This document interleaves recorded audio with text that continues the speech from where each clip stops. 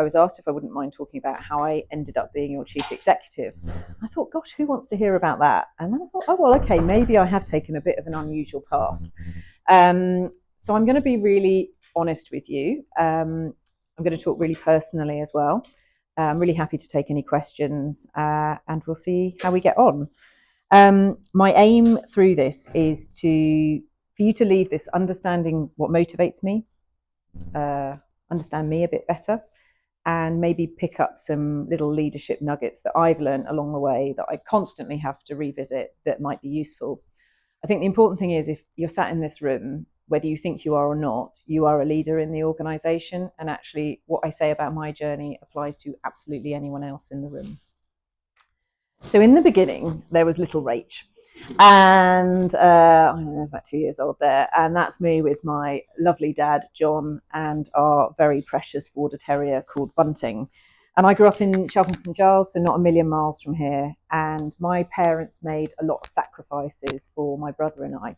So my mum was a physio and my dad was in the police, and they just worked really, really hard. And what they instilled in me is a work ethic. And then they also instilled in me that, you know what, sometimes you get knockbacks, and you have to pick yourself up and dust yourself off and keep going. I played lots and lots of tennis up until the age of 18. So I represented Great Britain at junior national level. And that did teach me how to be resilient, really organised. I was doing my homework for my A-levels at the side of a tennis court. And my parents said to me, if your grades drop, you don't get to play tennis anymore. So there's kind of like an incentive both ways.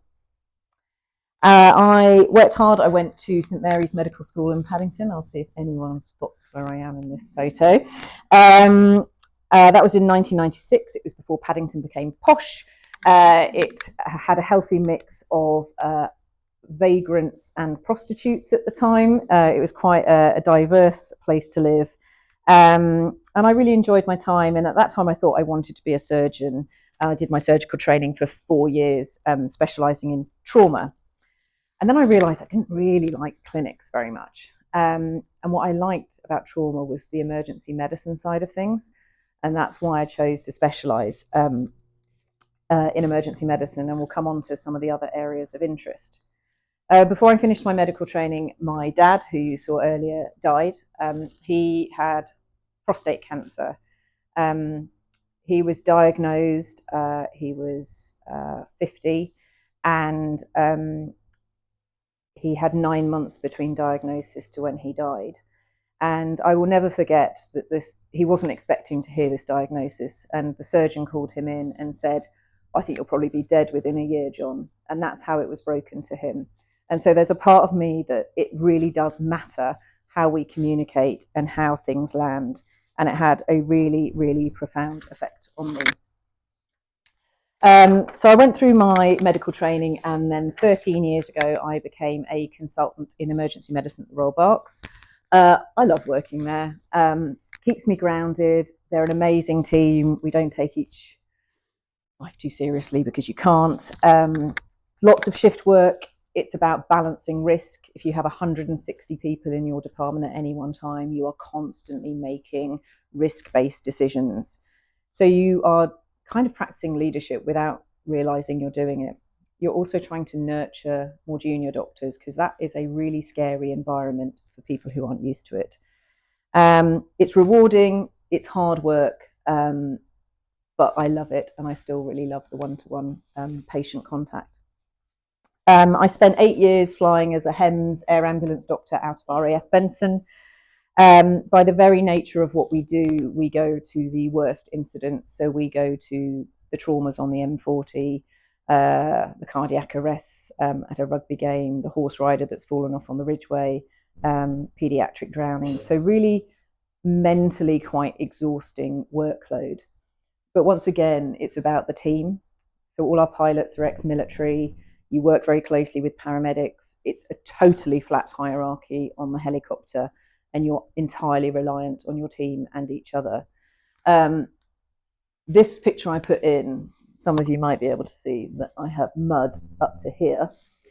And that is because the paramedic I was with was 6'6". And normally when we land to attend an incident on a motorway, you close the motorway in both directions so the helicopter can land. The police hadn't yet done that, so we had to land in a field by the motorway where there was a ditch, which the paramedic said, "Oh, it'll be all right, Rach. Just take a running jump." So at 6'6" with long legs, the running jump was successful for Mark. It was not successful for me. And I ended up in what can only be described as a combination of sewage and other unmentionables on my way to the incident. So it gave the pilot a lot of anecdotes for back at base. I loved it. It was about trust. It was about relationships. It was about support. But ultimately, 8 years is long enough to do a job like that. It is very, very mentally draining. And then in 2013, Jeremy Hunt was Secretary of State for Health. And some of you will know about mid-staffs and the Francis inquiry. And really that was around patient safety and quality failings and a cultural failure in an organisation. And Jeremy Hunt wanted to put clinicians in executive positions and leadership positions. And I was very fortunate to be one of 35 who nationally, who through a kind of fairly robust recruitment process was selected. And that meant that for a year I spent time in America at Harvard. I spent time working in the Singapore health system, in the Netherlands health system, and with IBM in terms of corporate experience. And that was absolutely phenomenal, just in terms of opening my eyes, building my network, really looking at things differently and thinking, okay, I can help the patient in front of me as a doctor, or I can go into a senior management and leadership position and I can actually impact so many more patients. And so it was a really extraordinary period of personal kind of growth and development. However, also in that time, my mum died. And my mum had breast cancer and was being treated, but her death was not expected. So actually, I got a phone call from the police because the cleaner had gone into the house and had found that she'd suddenly died. So I was up at a course in Leeds, got a phone call from the police and thought, oh no, what has she done? She had a car accident, she'd been caught speeding, you know, it could have been any of those things. And that kind of felt like a rug had been pulled out from under me. I think because there's something about your family that grounds who you are and where you've come from. And so I suddenly felt that I'd lost that. And that kind of, I guess, brings me on to these people who are the most important people in my life. My wonderful, long-suffering husband, Dan, who now works in the NHS but served in the military for 22 years and spent an enormous amount of time in dusty, horrible war zones. Seb, Sophie and Finn from when they were younger. And actually, work is work, family is the most important. And when you have things going on in your life, you can't separate them from your work. And I always say to the exec team, you bring your whole selves to work. So if there's something going on at home, let me know, because actually we should be supporting our people through that. So I'd completed this amazing course at Harvard, fabulous, all these ideas, great network, super. And then I started my first day as the Divisional Director of Women and Children's at Royal Berks. And this is from the labour ward. And this basically had poo pouring through the ceiling, which I learned was not an unusual occurrence on the labour ward at Royal Berks. And so it was a real like, wow, down to earth with a bump. And for any of you that have worked in other organisations or prior to here, you will know that some of the estate that we look after our patients in is truly awful. The other really interesting thing about this job is midwives and doctors in the maternity sector. So midwives, highly specialised, highly trained, doctors, highly specialised, highly trained, different skill sets, masses of tension. So when I started, they wouldn't even be in the same room as each other for a governance meeting. And that's really dangerous. It's really dangerous for patient safety if you don't have excellent communication across disciplines.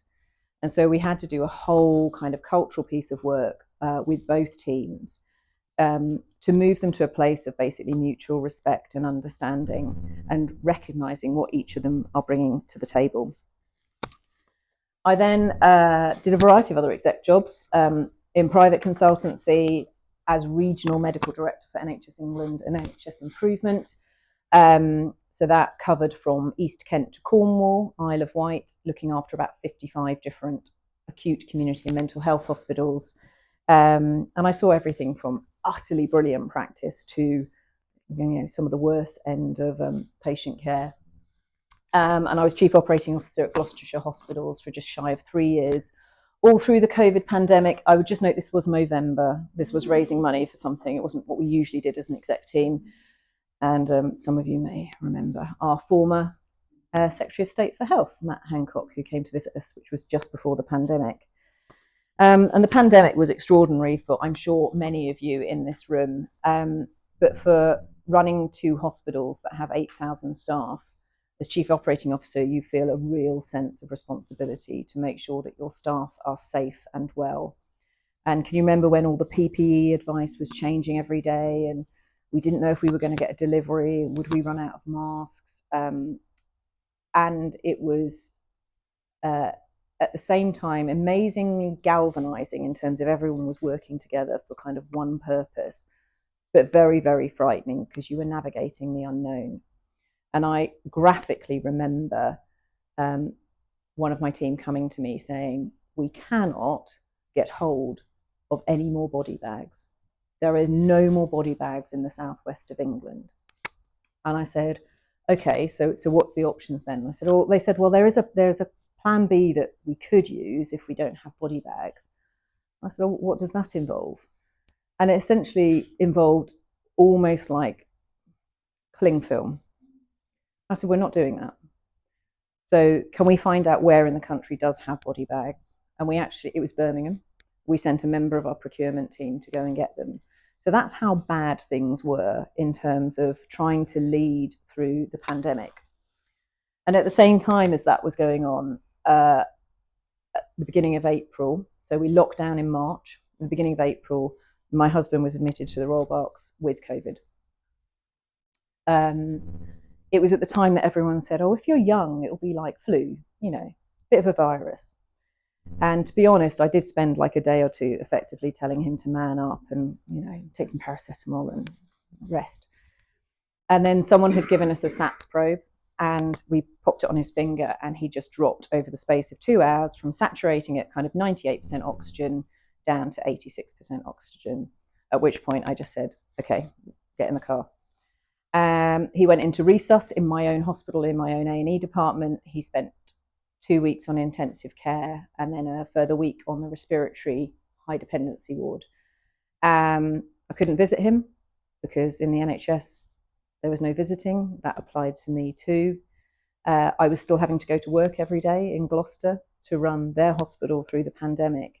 And it was single-handedly the hardest time in my life, absolutely hands down.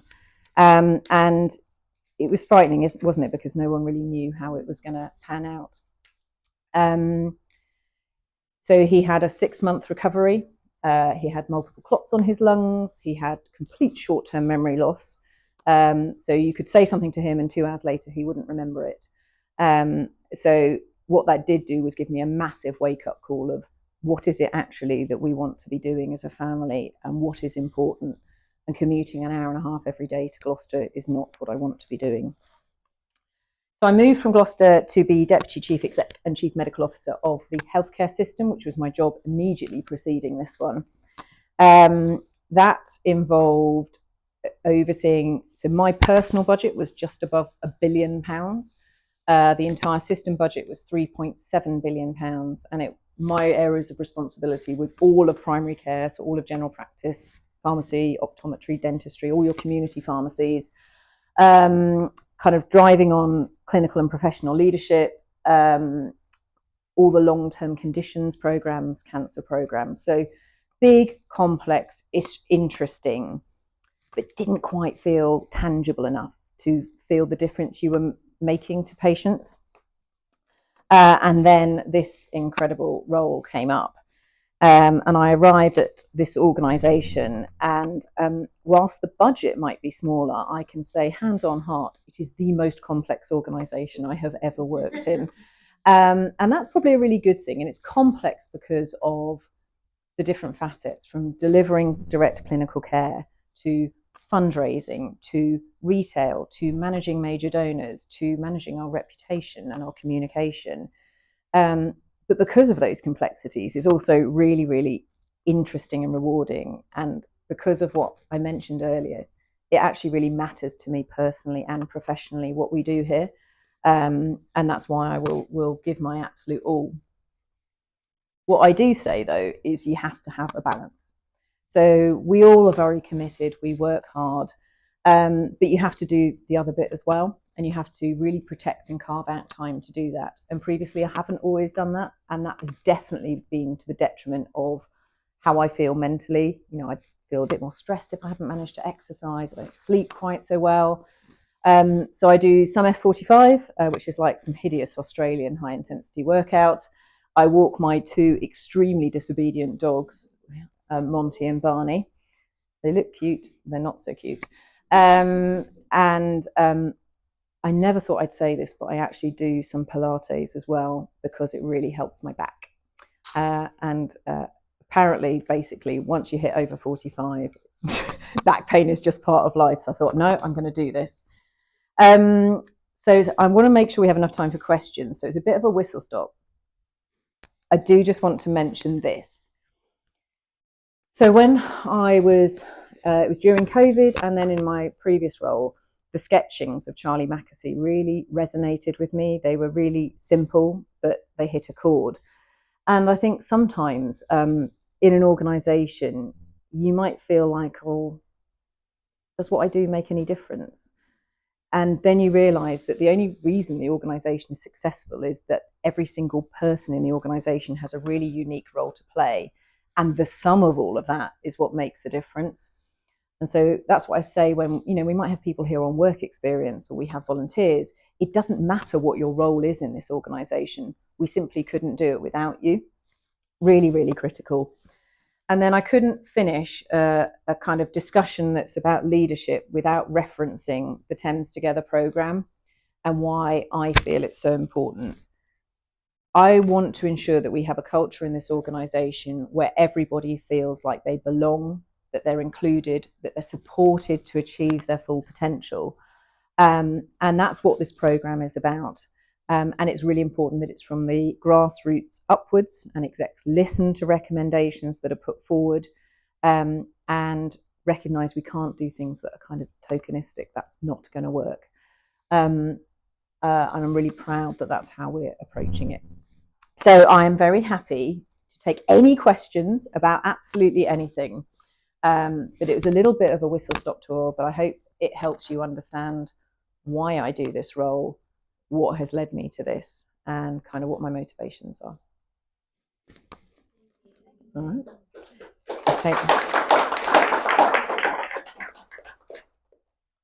I'm all worried Denise is going to ask me a question now. I'm looking at the heckler in the front row thinking, oh no. But yeah, you can ask me anything.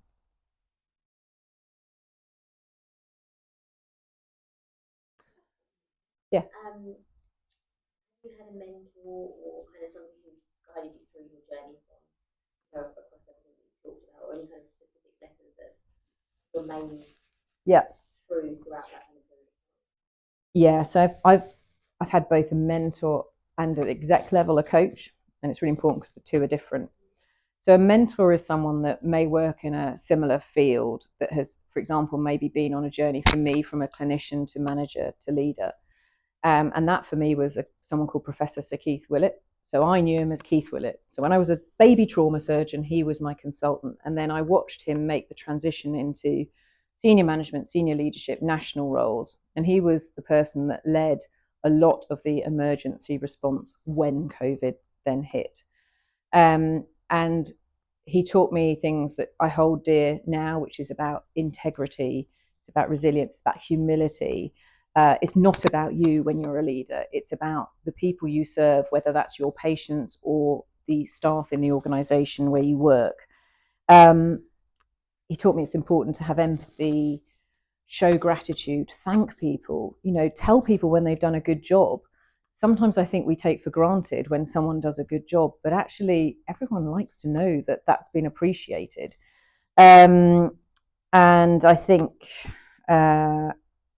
know that things won't always go right and be willing to take accountability when they don't. So you make mistakes along the way. Nobody's perfect. You make the best decisions you make with the information you have at the time, but take accountability for it. Coach, I've had the same exec coach for 7 or 8 years now. A coach challenges you thinking, challenges you, could you maybe have handled that differently? What would you do if that came round again?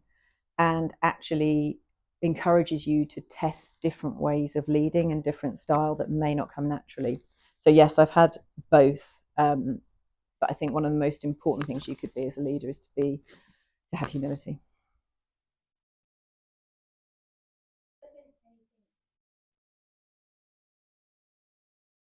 Every day surprises me.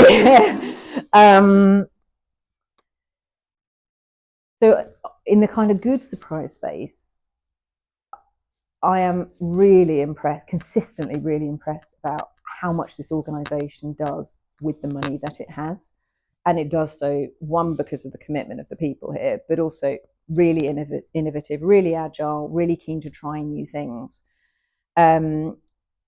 which is just so kind of positive and kind of gives me hope in terms of for the future. I think no organisation is perfect, is it? And I would say that we still have pockets in this organisation where, some of the culture is not quite where we would like it to be for all sorts of reasons, sometimes historical, sometimes personality driven. But that's normal. That's kind of what you'd expect. Everything's always a work in progress because you can never sit back and be complacent. But I think really what is achieved with the money and the number of people we have working here is extraordinary, and the number of volunteers we have, that kind of blows my mind in terms of the time people give up and what they contribute.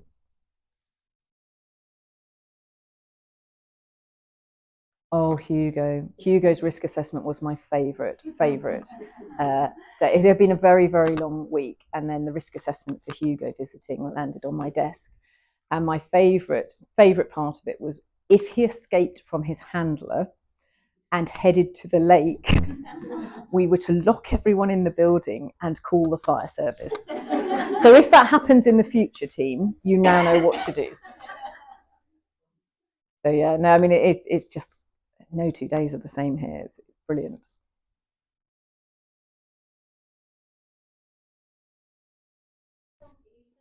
When you were working within the NHS, manage a whole culture change. Mm. And I think it very much does come from the top, but on a much lower level, if you like. Yeah. What tips would you give if you notice things that perhaps we could improve on within the team without being heavy-handed? Yeah, I think so one of the things that's hardest when you're trying to then make changes is the quality of relationships and trust you have to start with. So you almost have to go back and make sure you start by building relationships and trust if they aren't already there. I think one of the things we talk about a lot in our exec team is when someone says something or questions something, assume that it's with positive intent. I think sometimes we can become really defensive when we take it as a criticism almost, when actually it might be a suggestion or just an alternative way of doing things.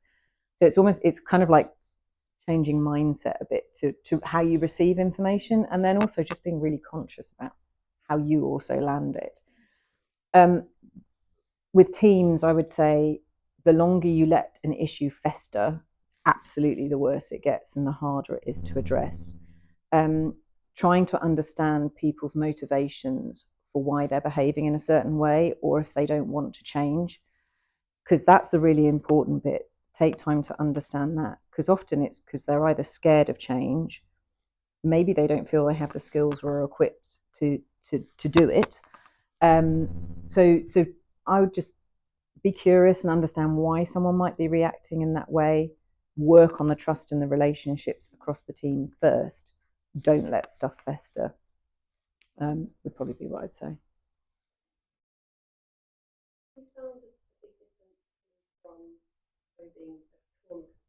Mm. Mm. Mm. What have you learned from that, and have you found it a big shift in your medical background? Yeah, so fortunately I don't have to do any of the delivering of the palliative care bit here, but yes, it is a big shift because generally speaking, as a doctor in a hospital, your job is to fix people. People aren't really expected to die. And you often fix people according to their diagnosis, injury, system that's affected. And the shift here is actually we know what the outcome is going to be. That's not in doubt. This is about management of symptoms, management of the journey to that outcome. But it's also much more holistic. What we don't do in the NHS, which is really poor, is we don't provide that wraparound support with the patient and the family at the centre. So we don't consider some of the psychological impact. We don't have the same offers around bereavement, counselling, support, which is for many families would be absolutely crucial and critical to allowing them to function after something significant. So that's the biggest difference. The expectations in the NHS is you fix everyone. Here, that's not the aim. And the holistic nature of it, as opposed to what I'd call like single system treatment.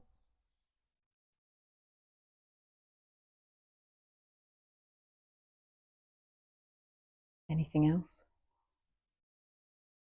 Thank you. And I know it's really warm in here, so thank you.